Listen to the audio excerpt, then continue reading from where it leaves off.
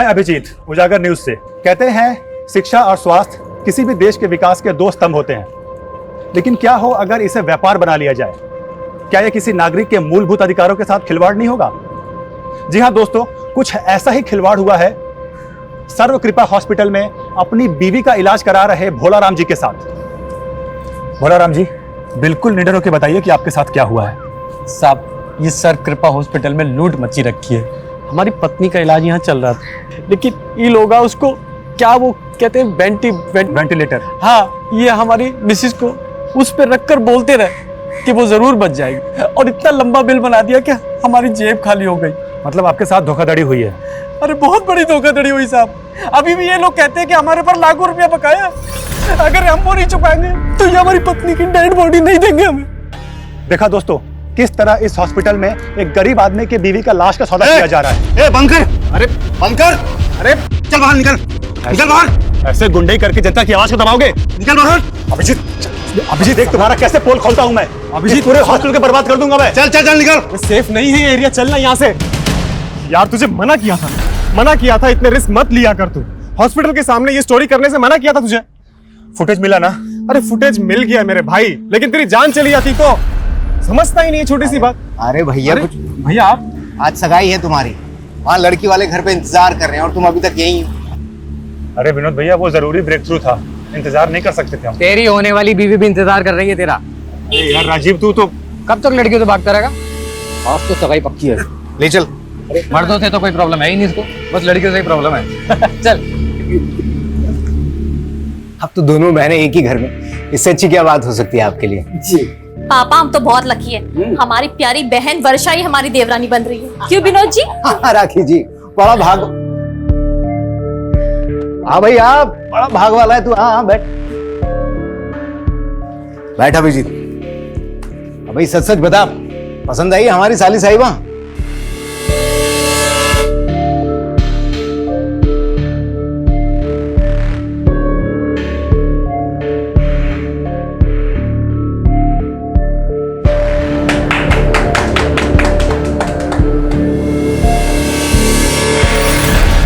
Aunty, हम ये कहाँ हैं? हमें हमारे घर जाना है। आप छोड़ दोगे हमें हमारे घर? हमारे पापा ढूंढ रहे होंगे हमें। माँ, हमको लगता है कि हमें शादी वादी के लिए नहीं बने। अभी भैया भाभी के कहने पे जबरदस्ती सगाई तो कर ली, लेकिन तुम तो जानती हो ना हमारी दुविधा।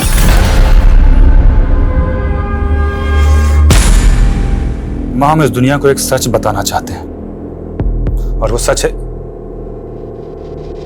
ए, तुम क्या कर रहे हो यहाँ पर? नहीं, वो आपकी मम्मी के खाने का टाइम हो गया है ना, इसीलिए आए थे। माँ, हम आते हैं।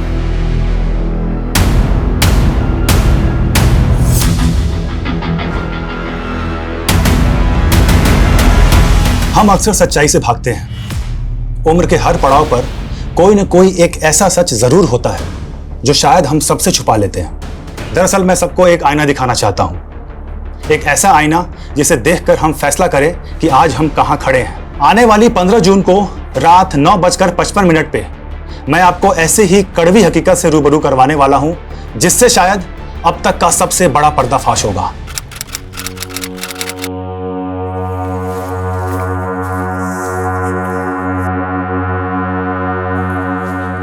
अरे अभिजीत पता नहीं कहाँ रह गया। अरे विनोद भैया, क्या हो गया ये? अरे कुछ नहीं, थोड़ा चक्कर खा के गिर गए थे। अरे बाप रे। अच्छा ये बताइए, अभिजीत को देखा आपने? हमें नहीं मालूम। भाभी भैया, आज 15 तारीख है, 15 जून रात को 9:55 पे वो आज मेरे साथ लाइव आने वाला था, वहां पे किसी चीज का खुलासा करने वाला था। फोन भी नहीं लग रहा है यार उसका, पता नहीं कहाँ रह गया है। 2 दिन से गायब है और आप लोग आज आ रहे हैं। आपने आखिरी बार कब देखा था सर? 15 जून की दोपहर तो उसने हमारे साथ लंच किया था, उसके बाद पता नहीं कहाँ गायब हो गए। तो क्या उसके गायब होने का राज इस वीडियो से जुड़ा हो सकता है जिसमें वो किसी का खुलासा करने वाला था? आने वाली 15 जून को रात 9:55 पे मैं आपको ऐसे ही कड़वी हकीकत से रूबरू करवाने वाला हूं, जिससे शायद अब तक का सबसे बड़ा पर्दाफाश होगा। हमें तो कुछ समझ नहीं आ रहा सर, आप ही कुछ मालूम कीजिए। ये चोट कैसे लगी आपको? सर वो अचानक से लो बीपी हो गया था चलते चलते, तो सड़क पे गिर गया, उसी से लग गई। अभिजीत ने ये वीडियो कहाँ रिकॉर्ड किया था? सर अभिजीत ने 1 साल पहले ही सोशल मीडिया पे उजागर न्यूज नाम से एक चैनल खोला था। उसके लाखों में फॉलोअर्स हैं और उसके 15 जून के खुलासे वाले वीडियो इनविटेशन को भी लाखों हिट्स मिले। हैरानी इस बात की है कि अभिजीत के कैमरामैन तो कहीं नहीं पता कि 15 जून को वो क्या खुलासा करने वाला था। कहीं उसके गायब होने की कहानी का इस खुलासे से कोई ताल्लुक तो नहीं? लग तो ऐसा ही रहा सर। अगर ऐसा है तो हमारे लिए जानना जरूरी है कि 15 जून को वो क्या खुलासा करने वाला था। उसका लैपटॉप, ईमेल आईडी की डिटेल्स, कॉल रिकॉर्ड सब निकलो। लेट्स फाइंड आउट कि अभिजीत ने आखिरी बार किससे और क्या कम्युनिकेट किया था। Okay sir.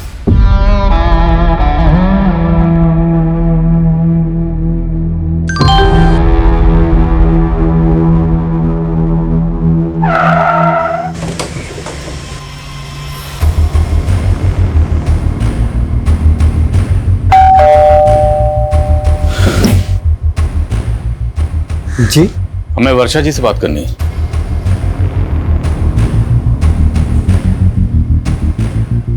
वर्षा जी, 15 जून की शाम को अभिजीत की फोन पर आखिरी बार बात आपसे हुई थी। उसके बाद से वो लापता। आपकी अभिजीत के साथ फोन पर क्या बात हुई थी? आई एम सॉरी वर्षा जी, लेकिन हम आपसे शादी नहीं कर सकते। ऐसा क्यों बोल रहे हैं अभिजीत? वो हम आपको वजह भी नहीं बता सकते वर्षा जी। बस इतना समझ लीजिए कि इसी में आपकी भलाई है। सर ऐसा हो ही नहीं सकता, अभिजीत ने खुद शादी के लिए हाँ किया था। तो क्या आपकी साली वर्षा झूठ बोल रही है? काकी जी, आप अपनी छोटी बहन वर्षा के बारे में क्या कहेंगे? सर हमारे बहन में कोई कमी नहीं थी, सारी कमी अभिजीत में है। अब कहना क्या चाहती हैं? अब हमें लग रहा है कि अभिजीत शायद इस वजह से भागा होगा ताकि वो हम लोगों को फेस ना कर पाए कि उसने रिश्ता क्यों तोड़ा। अभिजीत 15 जून की रात को कोई बड़ा खुलासा करने वाला था लाइव आकर, और आपको लगता है कि इतना निडर पत्रकार इस वजह से गायब हो गया? नहीं सर, राखी के कहने का ये मतलब नहीं है। दरअसल हम लोगों को भी सुनकर बहुत धक्का लगा कि अभिजीत ये रिश्ता तोड़ना चाहता था। सर 1 मिनट, बिरदास चौक पे लाश मिली है।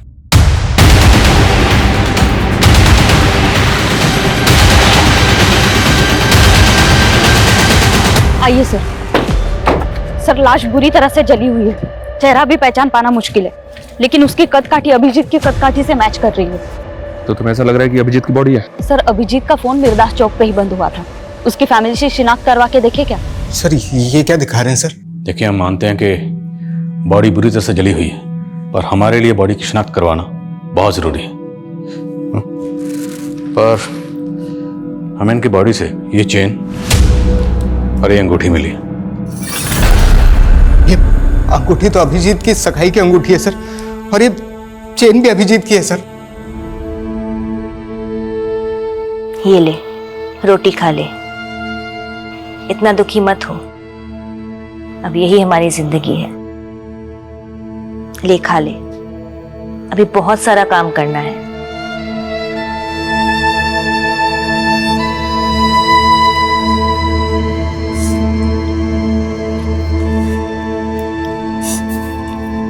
चलो अच्छा है, कम से कम आज तुम कुछ खा तो रही हो। ये भी कोई खाना है? हमारे पापा रोज हमें ब्रेकफास्ट में कॉर्नफ्लेक्स खिलाते हैं और स्कूल के लंच में पराठे। तू कौन से क्लास में पढ़ती थी? 6th। चलो हम तुम्हारा टेस्ट लेते हैं। ये अखबार में जो लिखा है पढ़ने आता है ना? हाँ आता है पढ़ने। तो पढ़ो। भारत जल्द ही 5 ट्रिलियन की अर्थव्यवस्था होगा। माँ, माँ, बच्चों बच्चों बाहर जाओ, बहन आओ ना।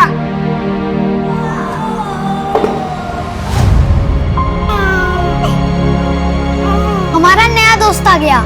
सर पीएम रिपोर्ट के हिसाब से पहले अभिजीत को बुरी तरह से पीटा गया। लेकिन सर किलर ने ऐसा क्यों किया? इसलिए कि उसको आइडेंटिफाई नहीं किया जा सके। अगर ऐसा था तो फिर अभिजीत की बॉडी पर उसकी चेन और अंगूठी इंटैक्ट क्यों थी? यहाँ तक कि उसके बाजू पे जो टैटू था वो भी उसके भाई ने आइडेंटिफाई किया। पहचान मिटाने की कोई कोशिश नहीं की गई। किलर ने अभिजीत को जिंदा जला दिया सर। ऐसा लग रहा है जैसे किलर की अभिजीत के साथ कोई गहरी रंजिश थी। अभिजीत के लैपटॉप से क्लू मिला? साइबर टीम अभिजीत के लैपटॉप और मोबाइल का डेटा रिकवर करी है सर। लेकिन सर अभिजीत का फोन पिछले कई दिनों से अतुल नगर में काफी एक्टिव था। अतुल नगर में कहाँ जाता था? ये तो नहीं पता, लेकिन अतुल नगर में जितने भी सीसीटीवी हैं सबकी फुटेज मंगा रहा हूँ। और अभिजीत का कैमरामैन प्रथमेश, उसने कुछ बताया? नहीं सर, उसे इस बारे में कुछ नहीं पता।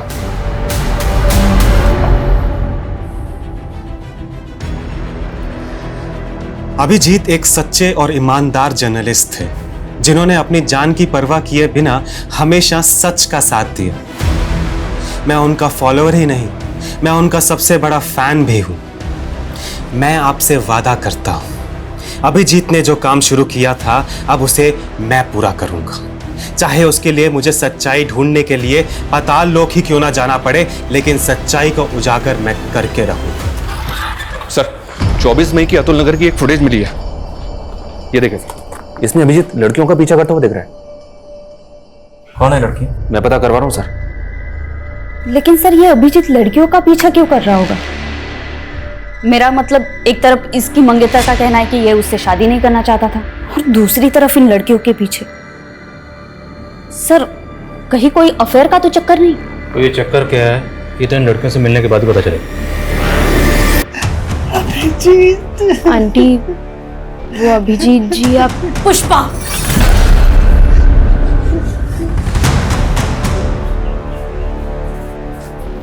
जी माँ जी को क्या बताना है और क्या नहीं बताना ये तुम्हारा काम नहीं है। तुम जाओ। हम उन्हें वो अभिजीत जी हम देख लेंगे, तुम जाओ यहाँ से।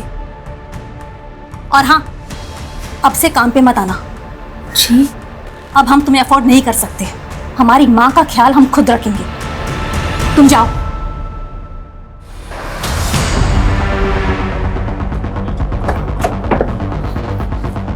अभिजीत जिन दो लड़कियों का पीछा करते हुए देखा था वो दोनों लड़कियां इसी घर में किराए पे रहती थी सर, और ये इस घर के मकान मालिक हैं। इन्होंने ही मकान किराए पे दिया। नाम क्या था दोनों लड़कियों का? सर बड़ी वाली का गीतांजलि और छोटी वाली का चंचल था। दोनों सगी बहनें थी। आप कहाँ हैं? सर वो लोग तो 10-12 दिन पहले अचानक घर खाली करके चले गए थे। रहने वाली कहाँ की थी? रेंट एग्रीमेंट में उनका नेटिव एड्रेस होगा। रेंट एग्रीमेंट तो नहीं बनाया, लेकिन हाँ वो बिहार की रहने वाली थी। तुम लोग भी ना, हम लोग बार बार गाइडलाइन जारी करते हैं कि बिना पुलिस वेरिफिकेशन के मकान किराए पर नहीं देना, पर सुधरोगे नहीं तुम लोग। सर गलती हो गई। लड़कियां करती क्या थी? सर वो घरों में मेड का काम करती थी। कहाँ, किस घर में? सर वो तो नहीं मालूम। लड़कियों के फोन नंबर तो होंगे आपके पास? सर उनके पास फोन्स भी नहीं थे।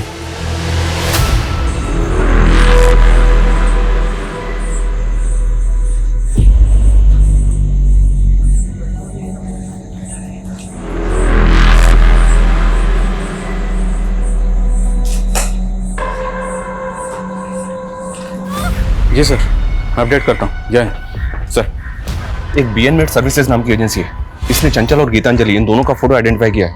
ये दोनों लड़कियां इसी एजेंसी के थ्रू काम पे लगी थी। BN made agency?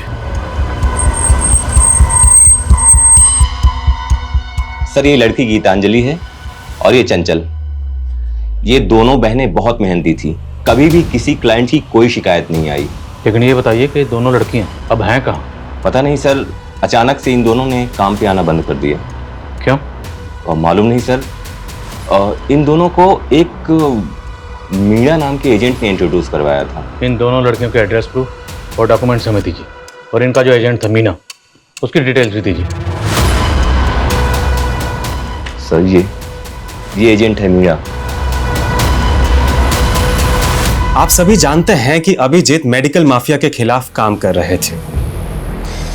उसके सारे सबूत अब मेरे पास हैं। ये उन हॉस्पिटल्स की लिस्ट है जिनके पास लाइसेंस ही नहीं, और इनके कितने सारे डॉक्टर्स ऐसे हैं जिनके पास डिग्रीज तक नहीं, जैसे कि डॉक्टर गोपाल शर्मा।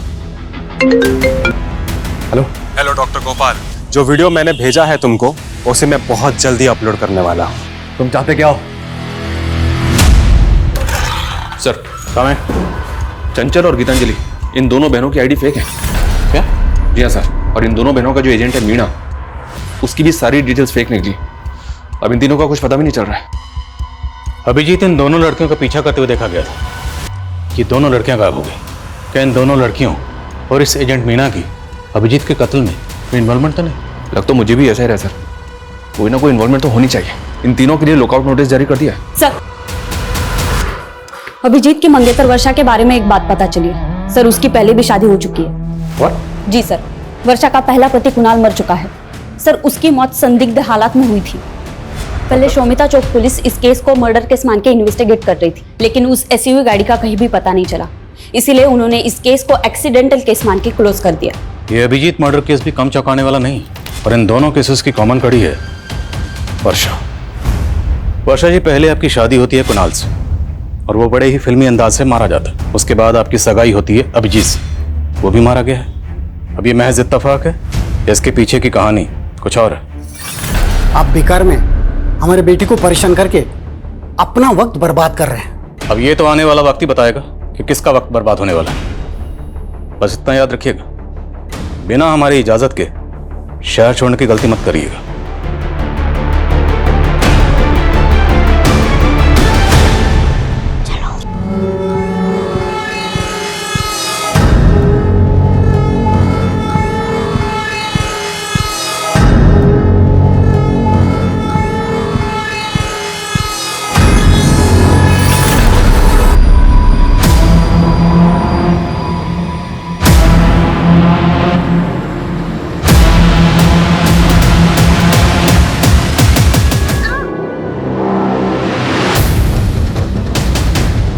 सर,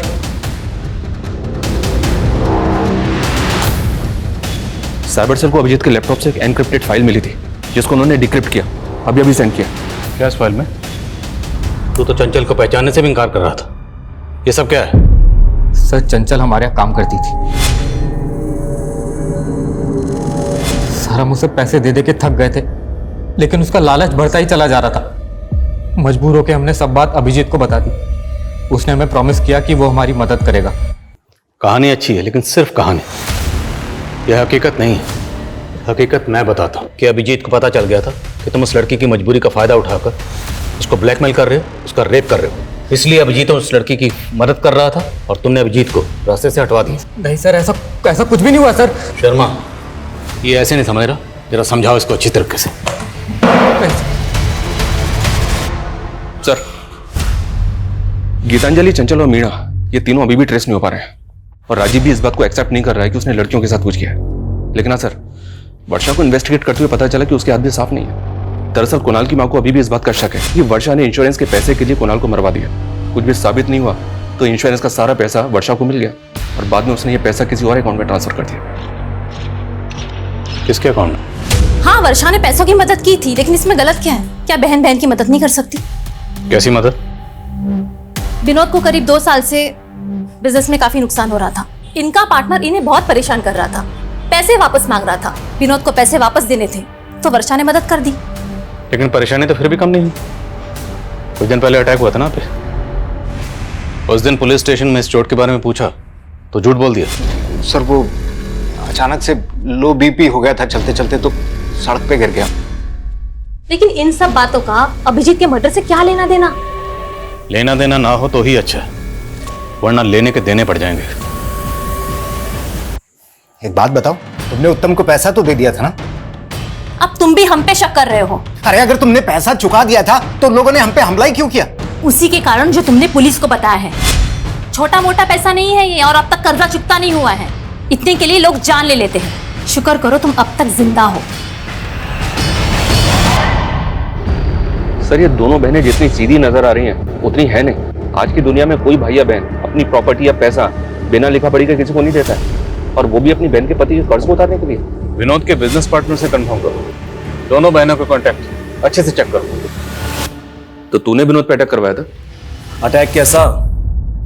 आपको कोई गलतफहमी हुई है, और उसने कुछ पैसे लौटा भी दिए थे हमें। लेकिन उधार तो काफी बाकी है ना बीबी। वो भी निकलवा लेंगे। अटैक करवाएगा दोबारा?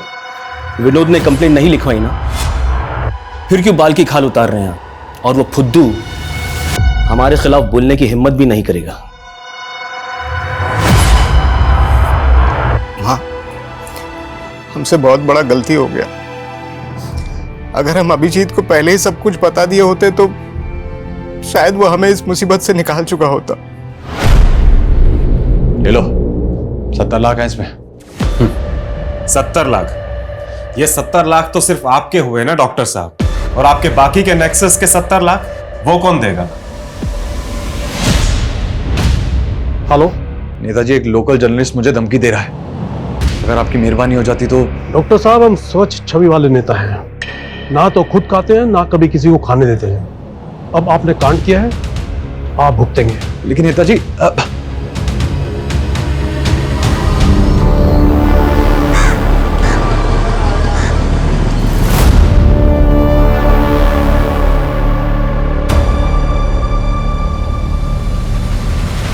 हम थक गए हैं ये करते करते। अभी और कितने खून बहाने पड़ेंगे? ये हमारा तीसरा अबॉर्शन है। न जाने तुमसे शादी करने के लिए हमें अभी कितना और इंतजार करना होगा। हम जल्दी सब कुछ ठीक कर देंगे। एक दूसरे से प्यार करते हैं। और सर, हमें पता था कि वर्षा के पिताजी हमें कभी स्वीकार नहीं करेंगे, इसलिए पहले कुणाल और अब अभिजीत खत्म कर दिया।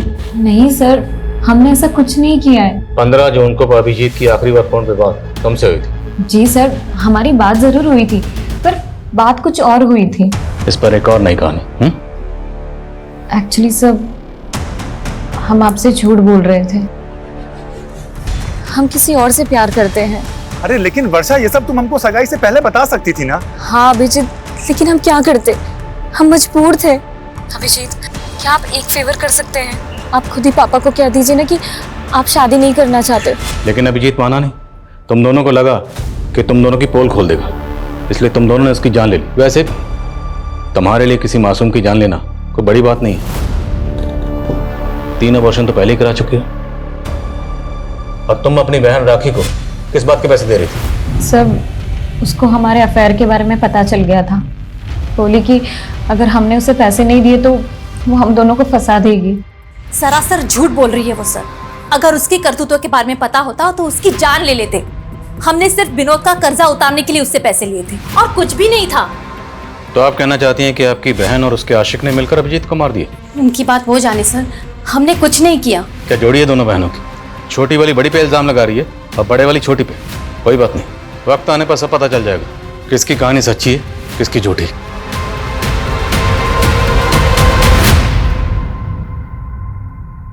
ओ, आपकी सास की केयर टेकर क्या नाम है उसका? पुष्पा। कहाँ वो? हमने उसे काम से निकाल दिया। अब हम उसे अफोर्ड नहीं कर सकते।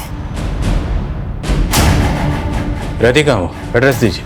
ये बात तो अभिजीत ही जानता था, हमें कुछ नहीं पता।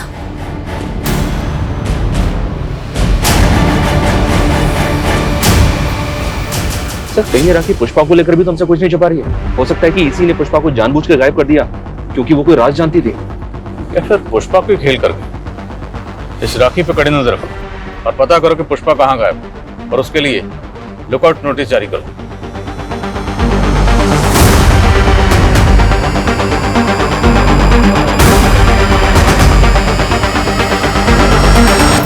सर, छत्तीसगढ़ पुलिस से पुष्पा के बारे में एक इन्फॉर्मेशन मिली है। पुष्पा एक बागी ग्रुप की मेंबर है और कई सालों से वांटेड है। पुष्पा एक बागी थी? तो वो अभिजीत के घर पे क्या कर रही थी? दरअसल अभिजीत के लेट फादर धीरेन्द्र आनंद ने कई सालों तक एक बागी ग्रुप में काम किया है और ये पुष्पा उनकी शागिर्द थी। इंटेलिजेंस का ऐसा मानना है कि गायब होने के बाद पुष्पा यूपी में कहीं छुपी थी। मतलब वो यूपी में अभिजीत के घर पर छुपी हुई थी, और वो भी उसकी माँ की केयर टेकर बन के। अभिजीत उसको लेकर आया, उसकी मदद कर रहा था। और सवाल ये है कि अभिजीत एक बागी की मदद क्यों कर रहा था? कि अभिजीत खुद एक बागी था? चेक करो सब जगह चेक करो।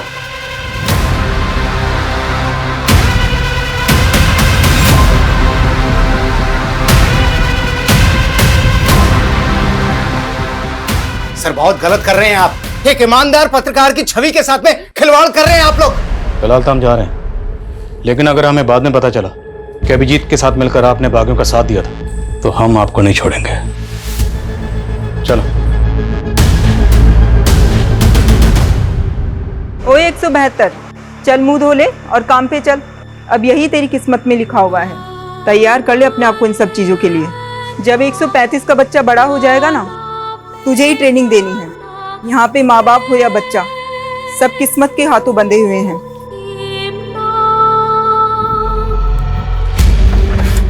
हो सकता है ये अभिजीत भी अपने फादर की तरफ भागी। ये और पुष्पा दोनों किसी सीक्रेट मिशन पर थे। जैसे ही मिशन पूरा हुआ, अभिजीत ने अपनी मौत का ड्रामा रचा। उसके बाद वो और पुष्पा दोनों गायब हो गए। और इस बात के पूरे चांसेस हैं कि अभिजीत के घर वाले भी उनके इस मिशन में शामिल हों, क्योंकि अभिजीत की बॉडी पूरी तरह से जल चुकी थी। फिर भी उन्होंने आसानी से आइडेंटिफाई कर लिया। कैसे? अब तो बॉडी का डीएनए टेस्ट भी नहीं कर सकते, अंतिम संस्कार हो चुका है। शर्मा, ये केस तो हम सॉल्व करके रहेंगे। उसके लिए चाहे हमें गड़े मुर्दे क्यों ना खाने पड़े। अभिजीत की फैमिली, दोस्त, रिश्तेदार, सबके बारे में सब कुछ पता करो। Okay sir.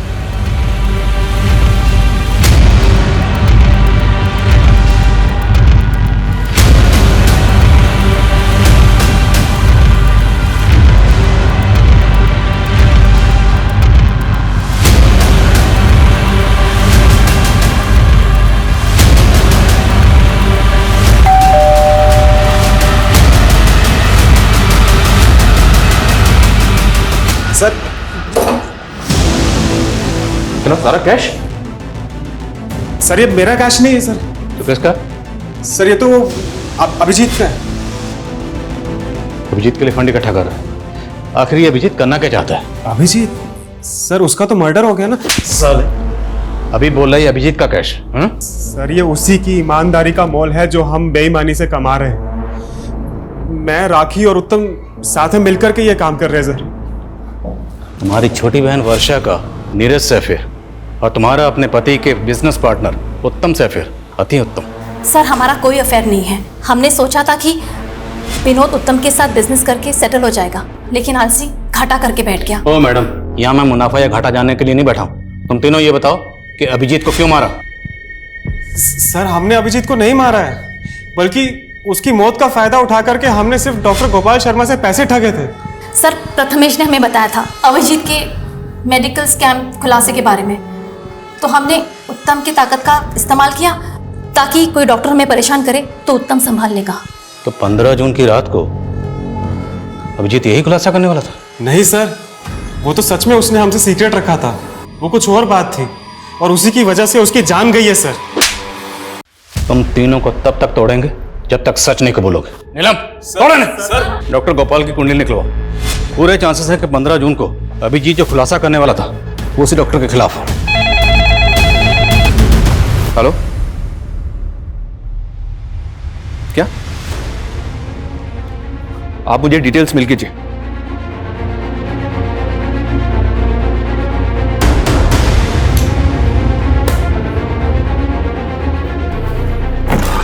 सर हमारी मेन सस्पेक्ट गीतांजलि की तो मौत हो चुकी है।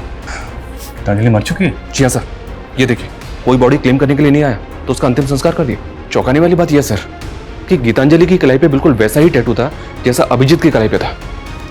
ये देखिए सर, अभिजीत के टैटू में 186 नंबर लिखा है और गीतांजलि के टैटू में 81 नंबर लिखा है। दोनों टैटूज वैसे तो दिखने में सेम है, सिर्फ नंबर और डिजिट्स का फर्क है। क्या ये कोई सीरियल नंबर हो सकता है?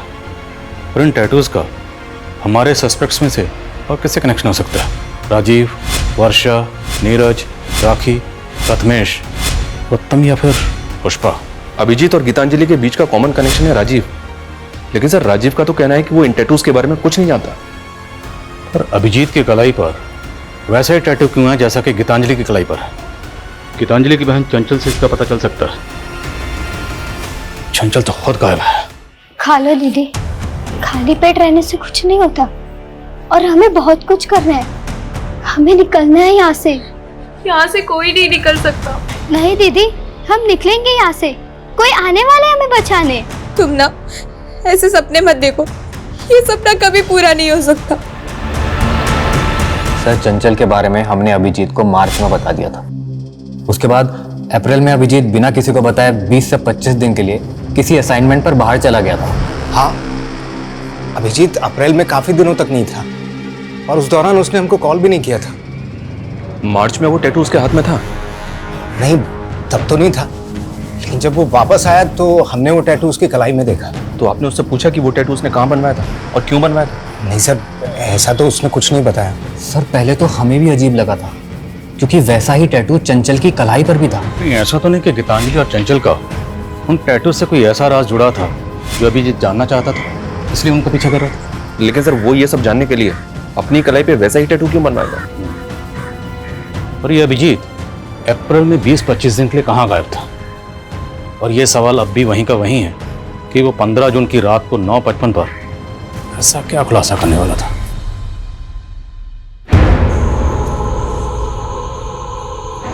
देखो, हम जानते हैं चंचल और गीतांजलि के अलावा तुम लोगों के साथ यहाँ पर क्या हो रहा है। हम यहाँ की सच्चाई पता करने आए। आप हमें यहाँ से आजाद कर दोगे ना भैया? हाँ, लेकिन उसके पहले तुम्हें सब बताना होगा कि यहाँ पर हो क्या रहा है। मैं भारत, मैं एक विशाल लोकतंत्र हूँ, बहुत तेजी से बढ़ती अर्थव्यवस्था हूँ, पर देखो मेरी गरिमा पे ये कैसा दाग लगा है। ये कैसा दाग लगा है? ये दाग हम सबको मिलकर धोना है। और ये फोल्डर बनाया गया 14 जून को। वो ना हो, ये जो 15 जून को खुलासा करने वाला था, ये लाइंस उसकी उसी स्पीच का हिस्सा है। लेकिन सर इसका तो कोई क्लू ही नहीं मिल रहा है कि ये खुलासा क्या था, किसका था और किसके लिए था। हमारा देश महान है भैया, और हम भी आजाद होंगे। बस आप जल्द से हमें लेने आ जाओ, हम आपका वेट कर रहे हैं। हमारे पास एक ऐसी चाबी है जिससे सारे ताले खुल सकते हैं, और वो एजेंट मीना। क्योंकि गीतांजलि और चंचल को डोमेस्टिक एजेंसी के लिए वही लेकर आया था। शर्मा, ढूंढो उसे, खबरों को काम पे लगाओ, जेलों में जितने भी कैदी हैं उनके बारे में पता करो, तुम्हें जो करना है करो, लेकिन किसी भी सूरत में मुझे एजेंट मीना चाहिए। Okay sir.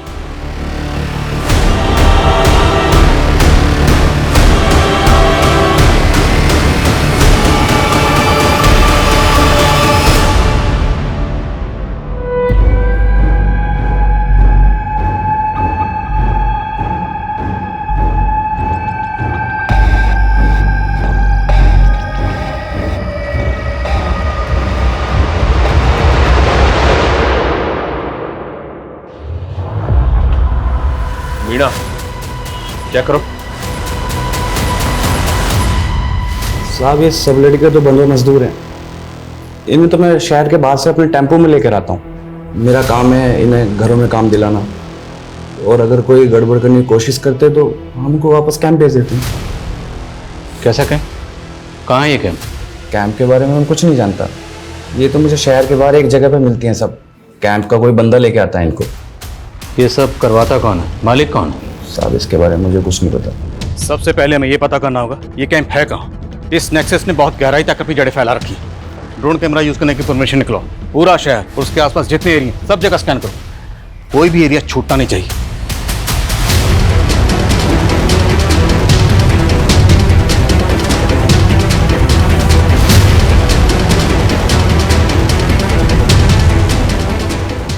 ड्रोन कैमरास की फुटेज में ये 3 जगह सस्पिशियस लग रही हैं। इनकी डिटेल्स निकलवाइए सर। और इन 3 में से एक जगह ऐसी है जहां लोगों की मूवमेंट बहुत ज्यादा सस्पिशियस है। यहीं टारगेट करेंगे, पूरी फोर्स के साथ धावा बोलेंगे। तैयारी करो। Okay sir.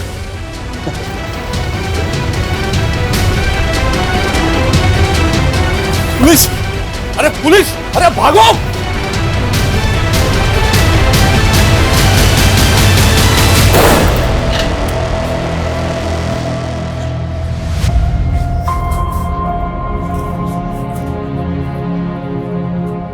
डरो मत, हम लोग आप लोगों को बचाने आए हैं। आपको अभिजीत भैया ने भेजा है ना? वो बोलते थे हम जरूर आजाद होंगे। हाँ बेटा, हमें अभिजीत भैया नहीं भेजा। अभिजीत भैया कहाँ है? उन्होंने कहा था हम उनके साथ टीवी पे आके जय हिंद बोलेंगे। बेटा, मुझे अभिजीत भैया नहीं भेजा है आप सबको लाने के लिए, और उन्होंने कहा जब मैं आपसे मिलूं तो आपसे बोलूं कि आप जोर से जय हिंद बोलें। जय हिंद। जय हिंद। तुम लोगों को बंधुआ बनाकर उन पर जुल्म करते थे। कब से चला ये सब? साहब, काफी टाइम से हमारे लोग हर शहर में फैले हुए साहब। अगर हमें कोई अनाथ या कोई मजबूर मिलता था, हम इन्हें अपना कैंप में लेके आते साहब, और हम बच्चे लोग को भी किडनैप करके लेके आते साहब। अब ये बताओ कैंप में उनसे करवाते क्या थे? साहब, जैसे गीतांजलि और उसकी बहन चंचल, है ना? दीदी को पूरा भरोसा था कि एक दिन हम उस जंजाल से बच निकलेंगे। देखना चंचल, एक दिन आएगा जब हम आजाद होंगे, और बहुत ही बेहतरीन जिंदगी जिएंगे, ऐसी नहीं। पर उसके लिए हमें कैंप से बाहर आकर घरों में काम चाहिए था, इसलिए हमने कैंप में अच्छा बर्ताव किया, उन लोगों का भरोसा जीत लिया। फिर तुमने राजीव के यहाँ काम करना शुरू कर दिया, उसको ब्लैकमेल किया।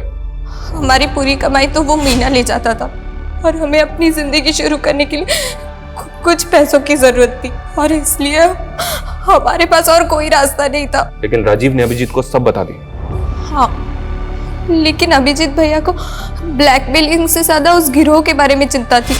देखो, मुझे पता है तुम लोगों के साथ क्या हो रहा है। मैं तुम्हारी मदद करना चाहता हूँ, लेकिन उसके लिए मुझे तुम्हारे जैसे मजदूर बन के ही उस कैंप में घुसना पड़ेगा और अपने हिडन कैमरे से सब कुछ रिकॉर्ड करना होगा कि वहां पर एक्चुअली में हो क्या रहा है। फिर हमने उन्हें वहां घुसने में मदद की और वो हमारे कैंप में शामिल हो गए। साहब, मुझे शक हुआ कि अटेंडेंस रजिस्टर में गड़बड़ दिखा साहब, और वो कमीना पत्रकार वो मौका देख के भाग गया और गीतांजलि ने उसको मदद की थी कैंप में घुसने के लिए साहब। इसलिए तुम लोगों ने गीतांजलि को मार दिया, और उसके बाद जब तुम लोगों को पता चला कि 15 जून को अभिजीत को खुलासा करने वाला है तो उसको भी मार दिया। साहब, हमारे लोग ने अभिजीत पे नजर होगा साहब। बोल, अपने बाप का नाम बोल।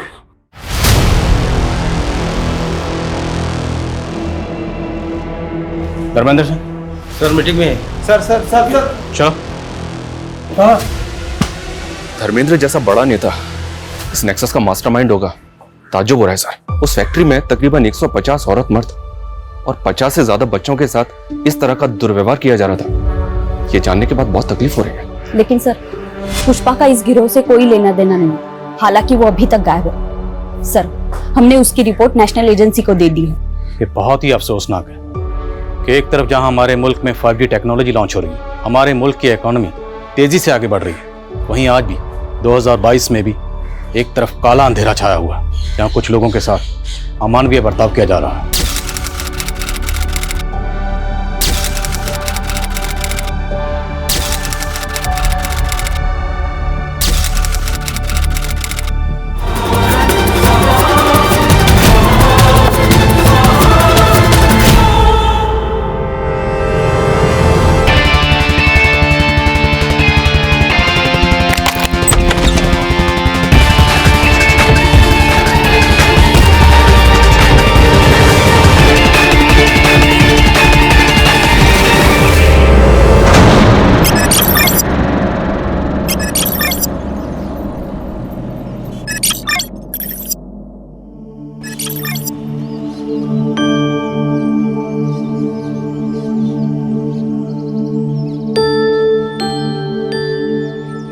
कोमल, तुम लोगों की बातें खत्म हो गई तो चले? कोई देख लेगा तो प्रॉब्लम हो जाएगी।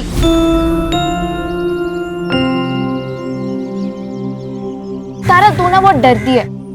कोई आ जाएगा, कोई देख लेगा तो क्या होगा? अरे सही तो कह रही है कोमल, कोई आएगा देखेगा तो क्या बोलेगा कि चाय पीने रुक गई थी और क्या। ये लो कोमल, ये लो। ठीक है, तू बैठ यहाँ आराम से, चाय पी, खाना खा, मैं जा रही हूँ। अरे रुक, मैं आ रही हूँ। अरे यार, ये तारा ना हमेशा हड़बड़ी में रहती है, कभी आराम से बात नहीं करने देती। और तू चाय पिलाते रहेगा या बताएगा भी कि तू उससे प्यार करता है? अरे पर मैं उसको बताऊं कैसे? कोमल, चलना। तू ही घास नहीं डालता, वरना वो मुन्ना ना फिदा है तुझ पर। तू ही पढ़ इन सब चक्करों में, मुझे पढ़ाई करनी है। ए तारा, रुक इधर, चल थोड़ा काम कर, मेरे साथ काम कर, चल काम कर। आजोबा, आपने शराब पी हुई है? तो पिए। तो कुछ नहीं, अगर आप शराब पी सकते हो तब अपना काम भी खुद कर लो। ए रुक रुक, किधर जा रही है? ए किधर जा रही? रुक रुक रुक। आजोबा क्या करते हैं? थोड़ा दिलाना। आजोबा क्या करते हैं? सना करिए क्या? पापा, मैं तेरे को क्या कर? क्या कर रही है मैं तू? तेरे को क्या करता हूँ? इन्होंने शराब पी रखी है तो तूने भी पी रखी है क्या?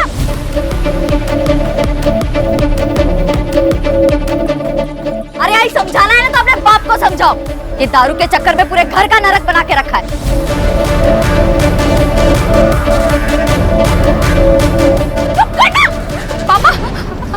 अरे जया, अपनी बेटियों को काबू में रख, वरना तू बहुत पछताएगी, बहुत पछताएगी तू। देख देख क्या करता हूँ मैं तुम लोग को, देख क्या करता हूँ। क्या है? जब भी घर में आती है तो हंगामा खड़ा करती है। आप मुझे क्यों बोल रही हो आई? आजोबा ने शराब पी है, आप उनसे कहो ना। तू पीने देना, तेरा क्या जाता है? देख बेटा, तू बस अपनी पढ़ाई पर ध्यान दे। आई पढ़ाई भी तो नहीं हो रही है ना, कल स्कूल में फीस नहीं देंगे तो बाहर कर देंगे। ओ हो जाएगी फीस। दीदी तू गई है सरपंच जी के पास मजदूरी लाने, लेकर आएगी ना तो कल अपनी फीस भर देना। चल अभी अंदर, रोज रोज का हंगामा, तंग आ गई हूँ मैं।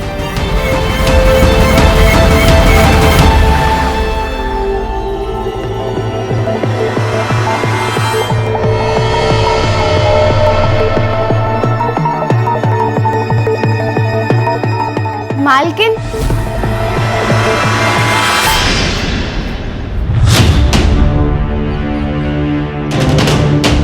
अरे रितु,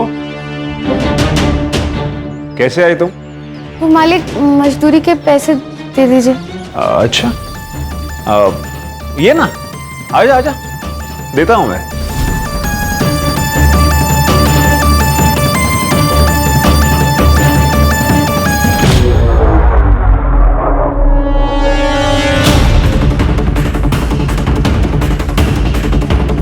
कुछ खाएगी? नहीं मालिक, आप मुझे मेरे पैसे दे दीजिए, मुझे घर जाना है, बहुत देर हो रही है। अरे टेंशन मत ले तू, तुझे छोड़ दूंगा मैं अपनी गाड़ी से। ये रहे तेरे मजदूरी के पैसे।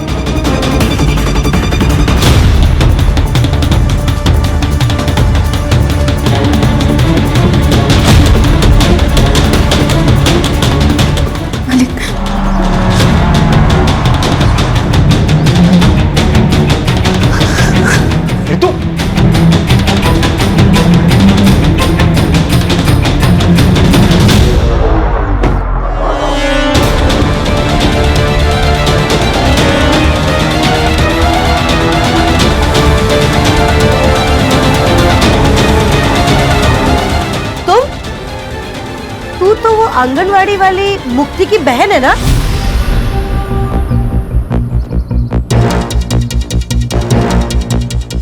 यहाँ क्या करने आई है? खेत में काम किया था ना, उसकी मजदूरी लेने आई थी। आई मैंने ही कहा था कि घर आके मजदूरी लेना। अच्छा, तू जा।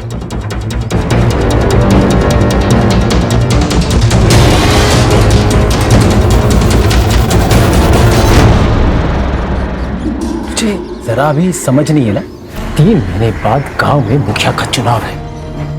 एक गलती, चुनाव इधर का उधर हो जाएगा।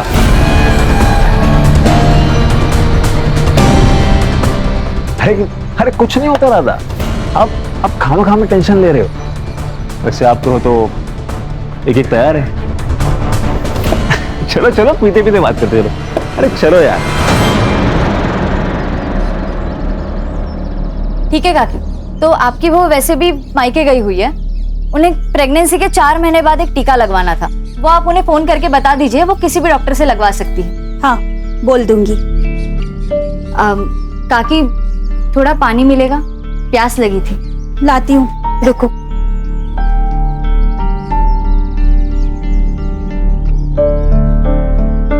ये लो। हाँ, हाथ आगे करो, मैं पानी डालती हूँ। ऐसे तो कोई किसी जानवर को भी ना पानी पिला। क्या मतलब? रहने दीजिए, आप नहीं समझोगे। मैं समझाता हूँ। गुरु तुम यहाँ क्या कर रहे हो? इनको इनकी जगह दिखानी पड़ेगी। गुरु सुनो तो सही। काकी, इसकी कोई जरूरत नहीं। इंसान को इंसान क्यों नहीं समझते आप लोग? बताइए काकी, हम लोग ऐसा क्या करें कि आप हमें इंसान समझने लगे, जानवर नहीं? हाँ, इंसान समझने लगेंगे तब भी तुम लोगों की जगह यही रहेगी, दरवाजे के बाहर। गुरु रहने दो। गुरु सदियों से यही चला आ रहा है, अब इन्हें हम क्या बदलेंगे? यही प्रॉब्लम है मुक्ति। प्रॉब्लम यही है कि सदियों से जो चलता आ रहा है उसे चलने दो।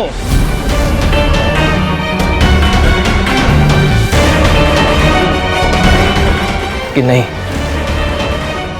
एक बात सुनिए आप लोग, अब ऐसा नहीं होगा, बदलना पड़ेगा। काकी बदलना पड़ेगा। चल गुरु।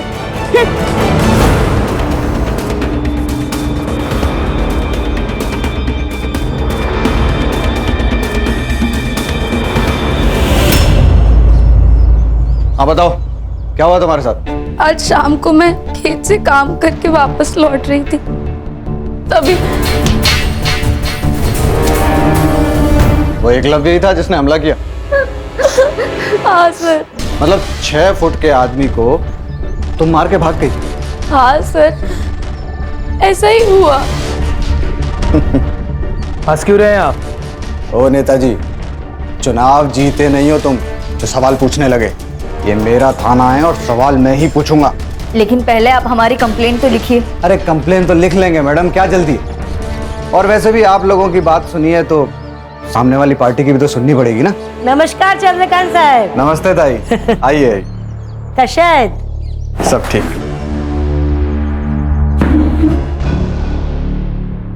क्या रे जया, ये सब क्या तमाशा लगा के रखा है? तमाशा कुछ नहीं है, तुम्हारे बेटे ने रितु का रेप करने की कोशिश की। मुझे इसका रेप करने की क्या जरूरत है? ये तो वैसे भी पैसों के लिए मेरे साथ संबंध बनाती है। इंस्पेक्टर साहब, ये झूठ बोल रहे हैं, हमारी बेटी ऐसी नहीं है। ये जया का बाप साईनाथ सर, आप ही ने तो पकड़ा था कच्ची शराब बनाने के मामले में। और ये लड़कियां, ये तो इस गुरु का ही सुनेंगी ना। इसे चुनाव जो जीतना है। क्या बोला रे तू? क्या बोला तू?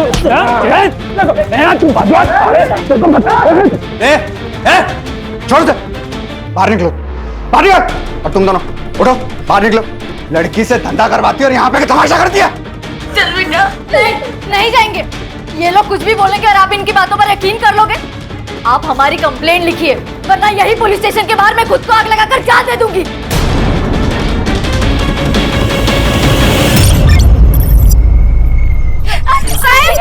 साहब, हमारी रितु को यहाँ लेकर जा रहे हैं। मेडिकल में सेक्सुअली एक्टिव होना है इसका मतलब, समझती है? पैसे लेकर रेगुलर सेक्स करती है। पैसे रितु ने नहीं, आपने लिए, वो भी उस चित्राताई से।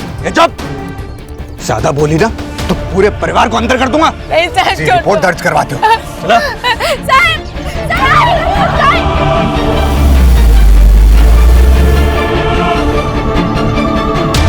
हेलो गुरु।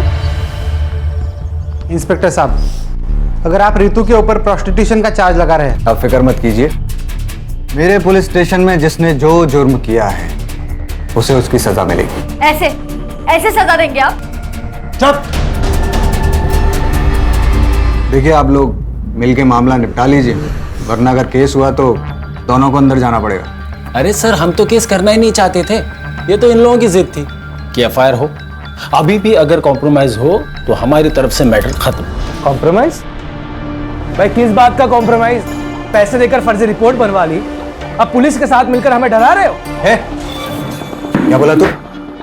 क्या बोला तू? पैसे लिए मैंने? पैसे लिए? चल निकल जा, निकल।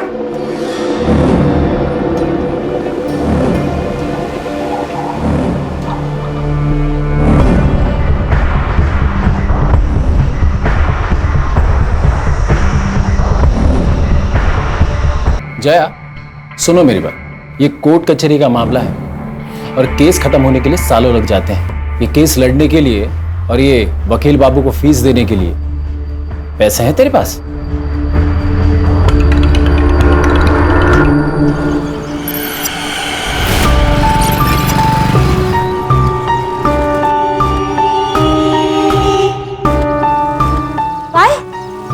कोर्ट से इस केस के लिए फ्रेश इन्वेस्टिगेशन के ऑर्डर आए हैं। रितु का मेडिकल अब बाहर से कराया जाएगा, और आपको तो पता ही है कि रिपोर्ट में फिर क्या आएगा। तो तुम्हें 2 लाख किस बात के दिया हमने? हाँ, रोको ये सब। तुम कोर्ट का ऑर्डर है, मैं कुछ नहीं कर सकता। हाँ, अगर आप 2 लाख रुपए और दो तो मैं मेडिकल रिपोर्ट डिले करवा सकता हूँ। उसके बीच में आप उस फैमिली के साथ पैसे वैसे देके सेटलमेंट कर लो। एक फुटी कौड़ी सुद्धा नहीं देना भी कोणाला। अगर एक को भी फुटी कौड़ी दी तो सबके सब सर पे बैठ जाएंगे। लड़ना है ना इन लोगों को हमसे, तो अब लड़के दिखाए, मैं भी देखती हूँ। इंस्पेक्टर, रिपोर्ट्स रुकवाइए। पैसे आपको मिल जाएंगे।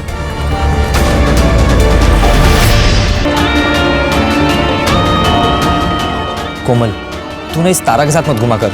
तुझे पता नहीं कैसी लड़की है और इसकी बहनें।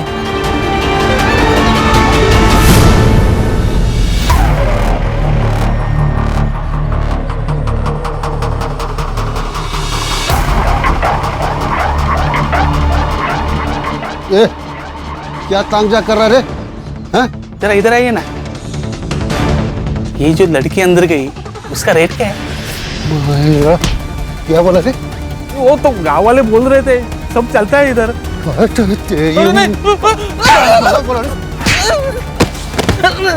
नहीं, वो गांव वाले बोल। लगता बेटियों से खूब कमाई कराई गई है, तभी तो सरकारी अनाज छोड़कर सब्जियां खरीदने आई है। अच्छा सुन, एक बात बता, सिर्फ रितु को भेजती थी अजिंक्य और एकलव के पास, या मुक्ति और तारा भी जाती थी?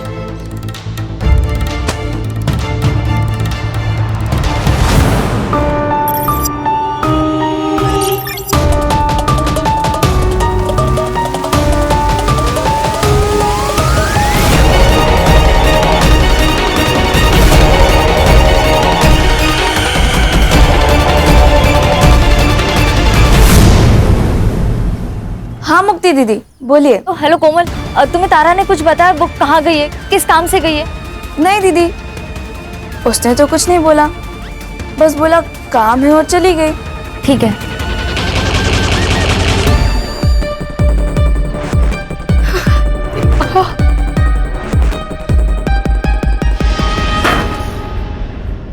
ए, संभाल के रख, पूरे 4 लीटर है। 2-4 दिन में वो आदमी आएगा लेने के लिए। रितु कहाँ? वो तो आपके साथ गई थी ना? गई तो थी, लेकिन वो तो पहले ही जंगल से आ गई।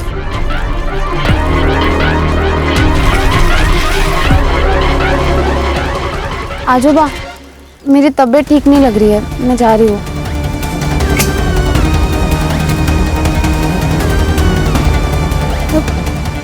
पापा, रितु घर नहीं आई और तारा भी स्कूल से घर वापस नहीं आई।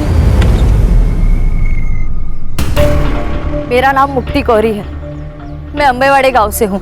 मेरी 2 बहनें हैं, रितु और तारा, दोनों नाबालिग हैं। वो कल दोपहर से दोनों गायब हैं और यहाँ के पुलिस इंचार्ज चंद्रकांत पाटिल वो उन्हें ढूंढना तो दूर FIR तक नहीं दर्ज करवा रहे, क्योंकि वो इस गांव के सरपंच चित्रा जोशी और उनके 2 बेटे अजिंक्य और एकलव्य जोशी, इन दोनों को बचाना चाहते हैं। मैं सारे नेता और सारे अधिकारियों से पूछना चाहती हूँ, अगर गरीब होना, पिछड़े समाज का होना एक अपराध नहीं है, तो मुझे और मेरे परिवार को न्याय कब मिलेगा? लड़कियों को गायब हुए 36 घंटे हो चुके हैं और आखिरकार इस वीडियो के वायरल होने के बाद पुलिस डिपार्टमेंट नींद से जागा है।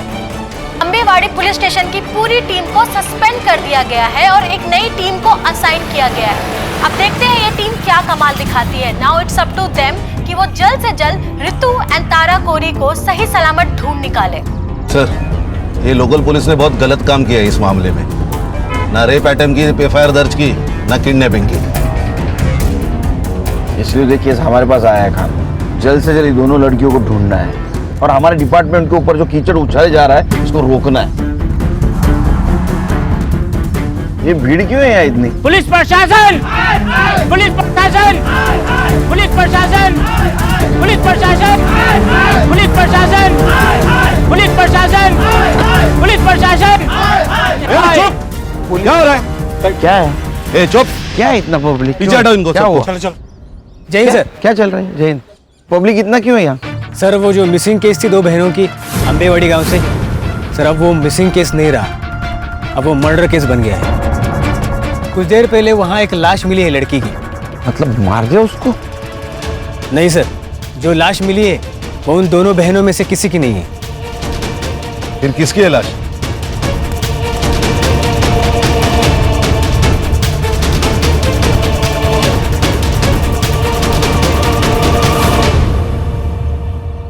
सर, इसी लड़की ने वीडियो किया था और इसका ही मर्डर हो गया। मुक्ति कोरी नाम है। ये इस लड़की की फैमिली है क्या? जी सर। वो जो बूढ़ा है ना, वो लड़की का नाना है साईनाथ, और उसके साथ जो लड़का है उसके साथ इसकी शादी होने वाली थी। गुरु शिंदे नाम है उसका। और सर, इस लड़की ने जो औरत चित्रा जोशी और उसके बेटे अजिंक्य और एकलव्य जोशी का नाम अपने वीडियो में लिया था ना, ये जमीन उन्हीं की है। Doesn't make sense sir. ये देखिए, इसके सर पर चोट आई है, मतलब काफी खून बहा होगा, लेकिन सर यहाँ जमीन पर बिल्कुल भी ब्लड के ट्रेसेस नहीं है। सर इसका मतलब इसे मारा कहीं और गया और यहाँ पे लाके डम कर दिया। सर कल रात को मुक्ति घर पे नहीं आई, इसलिए मुझे और मुक्ति की माँ जया को लगा कि मुक्ति और गुरु रितु और तारा को ढूंढ रहे हैं। मैंने मुक्ति को ड्रॉप किया था घर के बाहर। कितने बजे? लगभग 12 बजे के आसपास दोपहर में। दोपहर को 12 बजे से वो घर पे नहीं थी, तो आपने उसको फोन करने की कोशिश नहीं की? हमारे घर में 2 ही फोन है, एक मेरा एक मुक्ति का। 2 दिन पहले मेरा फोन कहीं गिर गया था। 2 दिन पहले? मतलब जिस दिन रितु और तारा गायब हो गए उस दिन? हाँ साहब। ये रितु और तारा जिस दिन गायब हो गई, उस दिन क्या हुआ था? तुम्हें तारा ने कुछ बताया? वो कहाँ गई है, किस काम से गई है? नहीं दीदी, रितु कहाँ? वो तो आपके साथ गई थी ना? वो तो पहले ही जंगल से आ गई। मतलब रितु और तारा अलग अलग जगह से एक ही टाइम पे गायब हो गए? सर, वो चित्रा है ना, उसके पास बहुत गुंडे हैं सर, वो कहीं से किसी को भी उठा सकती है सर। जहाँ तुमने मुक्ति को ड्रॉप किया था उस जगह लेके चलो हमको। जी सर।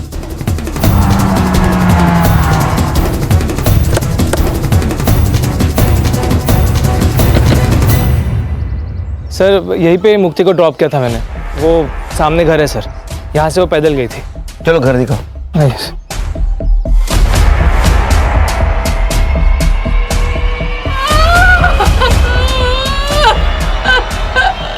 देखो, मुक्ति की मौत का अफसोस है हमें, लेकिन ये रितु और तारा दोनों अभी भी गायब है और जिंदा हो सकती हैं। अगर आप हमारी मदद करोगे तो शायद उन्हें हम ढूंढ पाएंगे। रितु और तारा का कहीं अफेयर चल रहा था? क्या बोल रहे हो सर आप? हमें हर एंगल चेक करना होता है। तारा कोमल को बोल के निकली थी मैं काम से जा रही हूँ, और रितु साईनाथ को बोल के निकली थी मैं घर जा रही हूँ, और दोनों एक साथ निकली। तो कहीं ऐसा तो नहीं कि दोनों का एक साथ भाग जाने का प्लान था? साहब, हमारी बेटियां ऐसी नहीं थी। अच्छा, ये एकलव्य जो बात कह रहा था उसमें कितनी सच्चाई है कि रितु पैसे लेकर? साहब, पूरे गांव ने हमारा जीना हराम कर रखा, ये क्या कम था जो अब आप हम गरीब की इज्जत उछाल रहे हैं? जीना हराम करके रखा है मतलब? साहब, चित्रा और उसके बेटों ने पूरे गांव में ये फैला दिया था कि मुक्ति, तारा, रितु धंधा करती है। कहीं भी कोई खड़ा हो जाए तो उल्टी सीधी बातें करने लगता है। अच्छा, ऐसा किसी पे शक है आपका कि जो इस झूठ बात को सच मानता हो? सर पक्का तो नहीं कह सकता हूँ, लेकिन कई बार मैंने देखा कि एक लड़के को यहाँ चक्कर मारते हुए।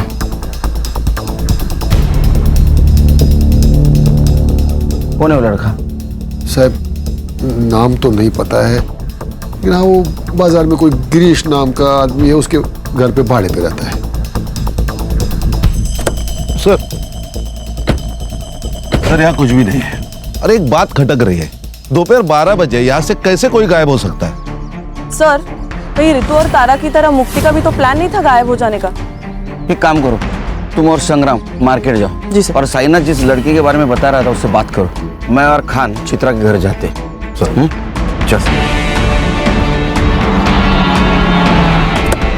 अब सर इतना तो बेवकूफ कोई होगा नहीं ना जो किसी को मार के उसके डेड बॉडी को खुद की ही प्रॉपर्टी पर डंप कर दे।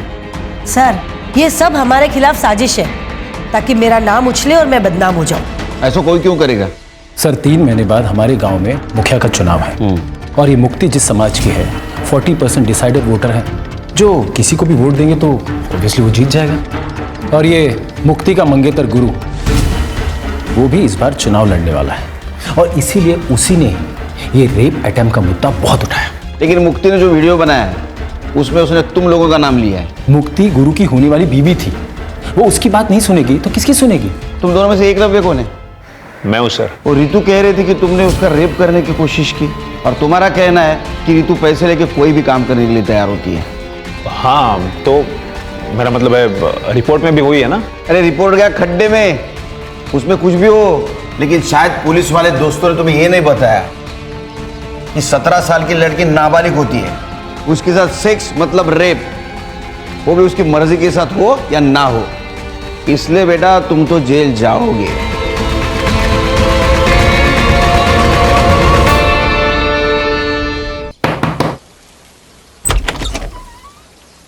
अभिषेक नाम है क्या तेरा? नहीं, मेरा नाम नीरज है। अभिषेक मेरा भाई है। कौन है? देख, जितना भी कुछ पता है सब सच बता दे, बाद में बोलना मत, मैंने मौका नहीं दिया। क्यों चक्कर लगा था उसके घर के? सर मैं एक फैक्ट्री में काम करता हूँ, दिन भर काम करके रात में वैसे ख्याल आते हैं। तो गांव वालों से बहुत दिनों से सुन रहा था कि गांव में कुछ लड़कियां धंधा करती है, तो उसी जुगाड़ में गया था कि कुछ मन बहल जाए मेरा। तो साइनाथ को देख के भागा क्यों तू? अरे मैडम, वो बूढ़े ने वो आदमी को ऐसा भगाया था कि मेरी तो बोलती बंद हो गई थी। मुझे कुछ समझ में नहीं आया था, मेरी तो हिम्मत ही नहीं हुई उससे बात करने की, तो मैं बिना कुछ बात किए वापस आ गया था। अभी बिना बताए जाना मत कहीं।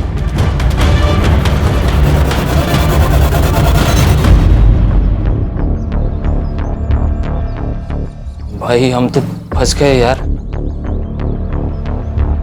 ऐसे नहीं है, ऊपर वाले ने हमें टाइम दिया है, जो करने आए थे वो करके जाए। रितु के रेप अटेम्प्ट को तुमने गुब्बारे की तरह उड़ाया था ना, ताकि तुम्हें इलेक्शन में फायदा हो, और मुक्ति को भी तुमने आखिरी बार छोड़ा।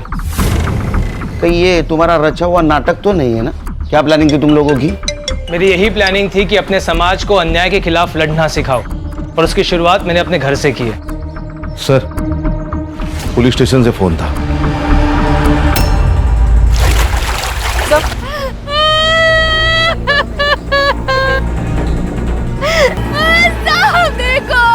सर, बॉडी फूलने के कारण ऊपर आ गई थी और गाँव वालों ने हमें इन्फॉर्म किया।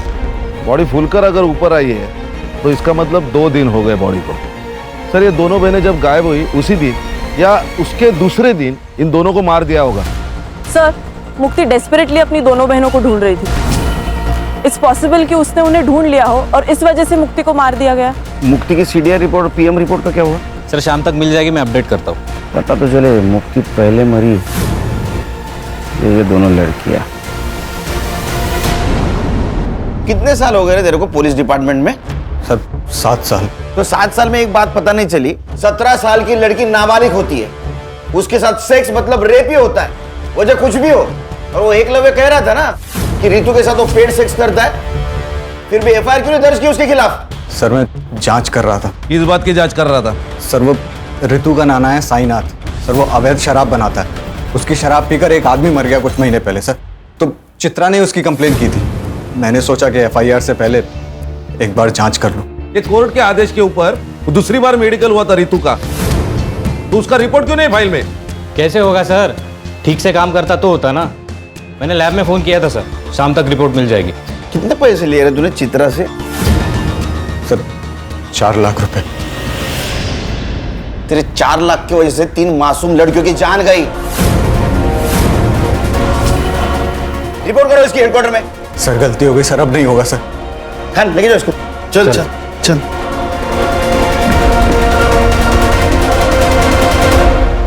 सर, ये मुक्ति की PM report.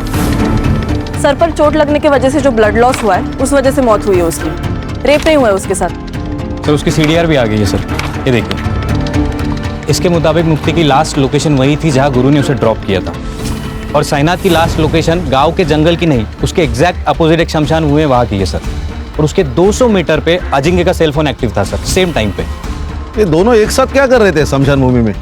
No idea sir. और सर इस साईनाथ ने लास्ट फोन तारा के दोस्त कोमल को किया था। साईनाथ ने कोमल को कॉल किया था? साईनाथ जी, आपने तो कहा था कि आप जंगल में थे, इसका मतलब आपके मोबाइल का लोकेशन जंगल दिखाना चाहिए था, लेकिन वो दिखा रहा है शमशान। साहब, मैंने पहले ही बोला था ना आपको कि 2 दिन पहले मेरा फोन कहीं गिर गया था। अरे हाँ, इनका फोन गिर गया था। तो आपको ये भी पता नहीं होगा कि आपके फोन से तारा की दोस्त कोमल, उसको फोन किया गया है। तारा ने किया होगा, वो बार बार मेरा फोन इस्तेमाल करती थी। लेकिन उस वक्त तो तारा स्कूल में थी। फिर साहब अब मैं समझा कि ये फोन किसने किया होगा। किसने? याद है सर, तारा की नाना का कॉल नहीं था, बल्कि ऋतु दीदी ने कॉल किया था तारा से बात करने के लिए। तारा ने ये तो नहीं बताया कि ऋतु दी ने कॉल क्यों किया था, लेकिन कॉल करने की थोड़ी देर बाद ही वो कुछ काम के बहाने चली गई थी। तारा का कोई बॉयफ्रेंड? मैम, बॉयफ्रेंड तो नहीं बोल सकते, लेकिन एक लड़का था मुन्ना जो तारा को लाइक करता था। लेकिन जब ऋतु दी का केस सामने आया तो क्या बेटा, बोलो।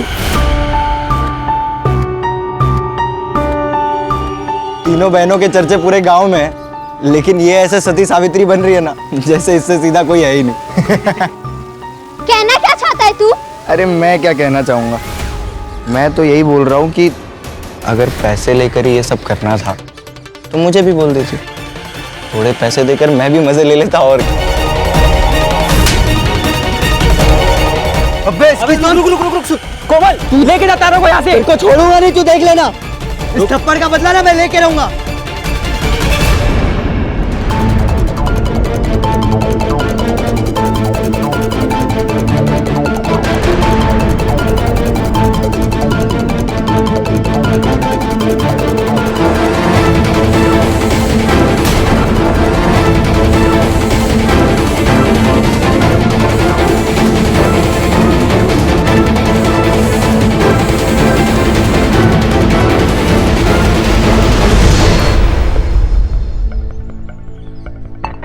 क्या हीरो, तारा को धमकी दी थी कि थप्पड़ का बदला लेगा?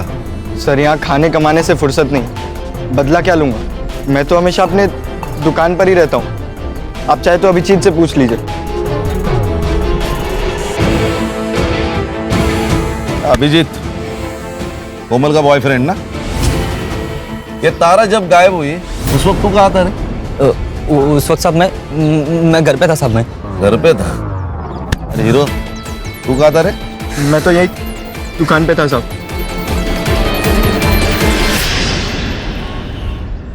सर, ये ऋतु और तारा की पीएम रिपोर्ट। इन दोनों की मौत भी पानी में डूबने की वजह से हुई है sir. Accidental death? Probably not sir, क्योंकि इन दोनों लड़कियों के साथ रिपीटेडली रेप किया गया था और इनका टाइमिंग ऑफ डेथ मुक्ति की टाइमिंग ऑफ डेथ के 10 से 12 घंटे के बाद का है सर। मतलब इन दोनों लड़कियों को पहले होस्टेज बनाया गया? Most probably sir. सर, ये रितु ने तारा को कॉल करके शमशान भूमि बुलाया। ये दोनों के साथ जो कुछ भी हुआ है ना, उसकी शुरुआत शमशान भूमि से हुई है। यानी खान, सवाल ये है कि ये दोनों लड़कियां अलग अलग जगह से एक ही जगह, मतलब शमशान घाट क्या करने गई थी? नहीं सर, वो भी साइनाथ के फोन में एक वीडियो मिला है सर।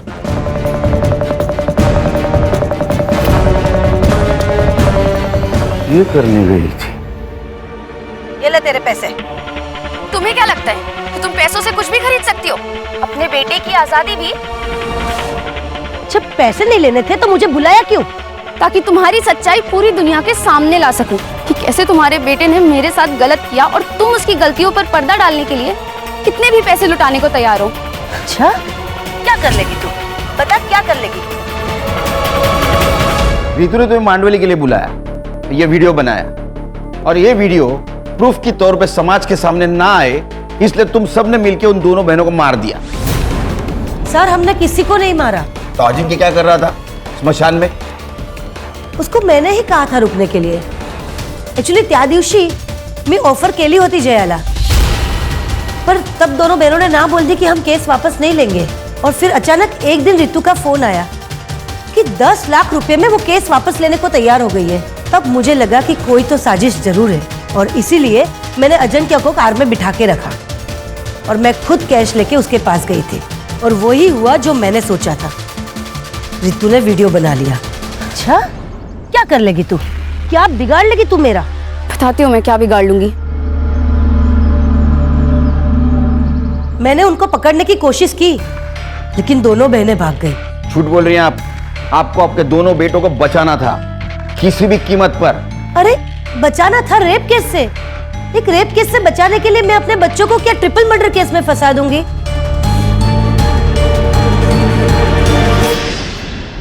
सर, एक आदमी के बारे में पता चला है सर। उसकी मौत साईनाथ ने बनाई हुई शराब पीने से हुई। कौन है? राकेश। उसकी तो मौत हो गई है सर, लेकिन उसके दोनों बेटे अब भी गांव में रहते हैं, किराए के घर में। सर, बाबा मरने के बाद 6 महीने में ये साईनाथ जेल से छूट गया।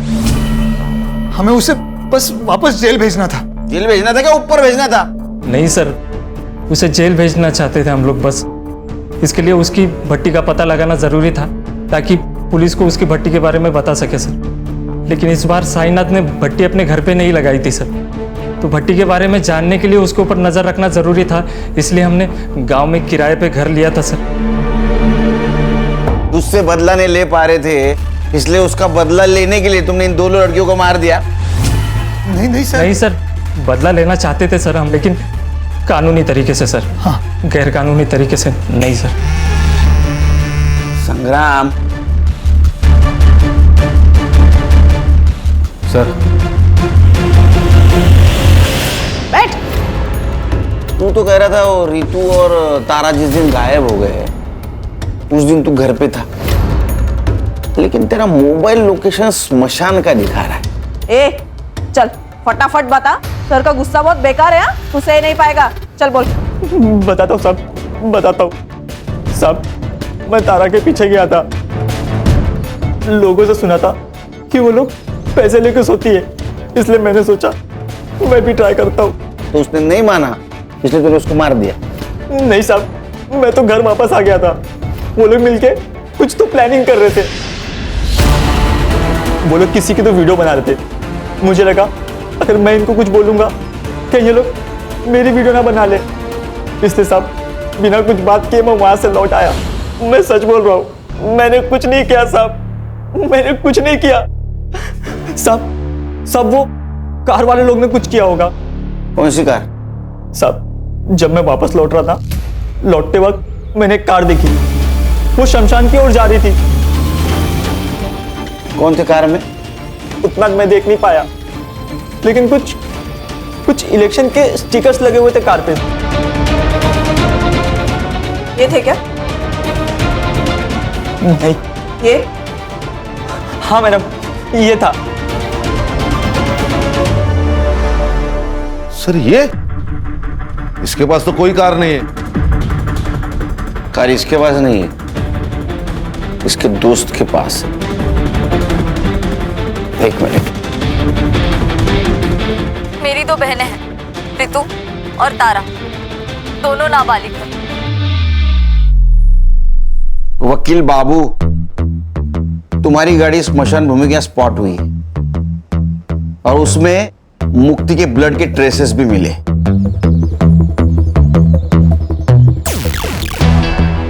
तभी किसी को बचाने के लिए झूठ बोलने में कुछ फायदा नहीं। सच सच बोल दो।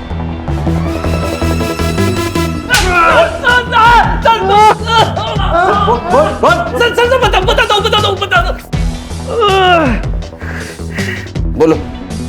हमने सबको नहीं मारा सर। रितु के केस की वजह से मेरे इलेक्शन कैंपेन को बूस्ट मिल गया था सर, और उस केस में कुछ था नहीं सर, जल्दी खत्म हो जाता, और इलेक्शन को अभी 1 महीना बाकी था। इसलिए सुधीर ने मुझे एडवाइस किया कि अगर इलेक्शन को गरमाए रखना है तो इस केस को बड़ा करना पड़ेगा, और हमने वही किया।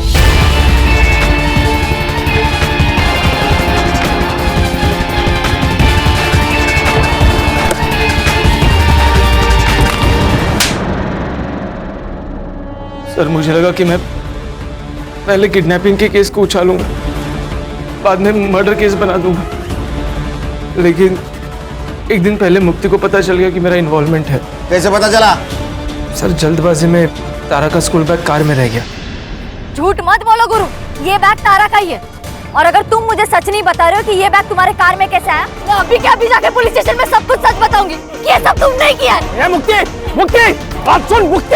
मुक्ति को मैंने चित्रा के बाग में फेंक दिया ताकि वो लोग फंस सके, और बाद में तारा और रितु को मार दिया। प्लान तो यही था सर, पर उसके पहले वो दोनों भाग गई। उस रात उन दोनों को मारने वाले थे, पर उस दिन गुरु लेट हो गया और मैं नशे में धुत था। पर इतने में पता नहीं कैसे रितु ने अपने आप को खोल लिया, और जब मैं रूम में घुसा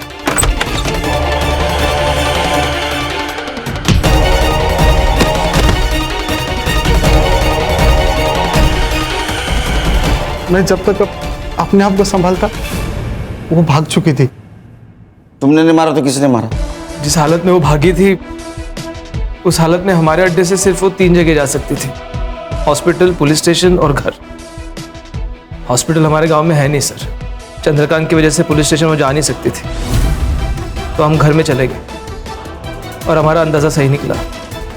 वो दोनों घर में गई और जया काकी से मिली भी। वो दोनों जया काकी को हमारे बारे में कुछ बता ही नहीं पाई। हम चुपचाप वहाँ से चले गए।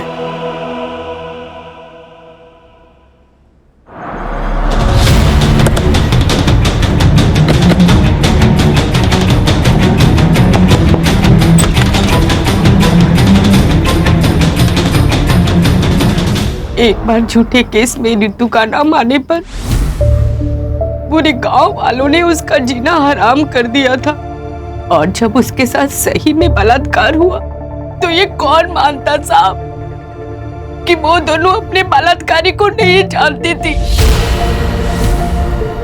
मेरी बेटियों की जिंदगी बर्बाद हो चुकी थी। अगर वो जिंदा रहती तो ये गांव वाले और समाज उसकी जिंदगी को नरक से भी बदतर बना देते, और ये ना मैं बर्दाश्त कर पाती हूँ ना मेरी बेटियां। इसलिए मैंने अपनी बेटियों को जिंदगी के नरक से आजाद करने का फैसला ले लिया था। माई, ये कहाँ आ गया माई? हॉस्पिटल तो उधर है ना? बताती हूँ। आपको पुलिस के पास जाना चाहिए था, वो जरूर कुछ मदद करते आपकी। एक बार गई थी साहब, क्या हुआ? आप लोगों ने उसका तमाशा बना दिया, और मेरे अंदर हिम्मत नहीं बची थी कि मैं अपनी बेटियों का दोबारा तमाशा बनते हुए देखूं। आपके साथ और आपके बेटी के साथ जो कुछ भी हुआ बहुत गलत हुआ। वो इंसानियत के दायरे में नहीं था, लेकिन क्या आपने जो कुछ किया वो सही था?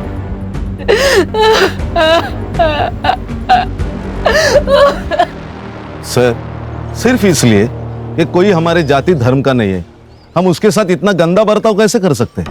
सर इतना टॉर्चर कि उन्हें जिंदा रहने से ज्यादा मरना आसान लगने लगे। बदलाव एक रात में नहीं आता, छोटे से बदलाव के लिए बार बार कोशिश करनी पड़ती है। हल्की सी ठोकर से हार मानकर कोशिश बंद नहीं करनी चाहिए। समाज को समझाना चाहिए, उन्हें बताना चाहिए, कोशिश करती रहनी चाहिए। देखो, एक ना एक दिन अपना समाज जरूर बदलेगा, हम बदलाव लाएंगे।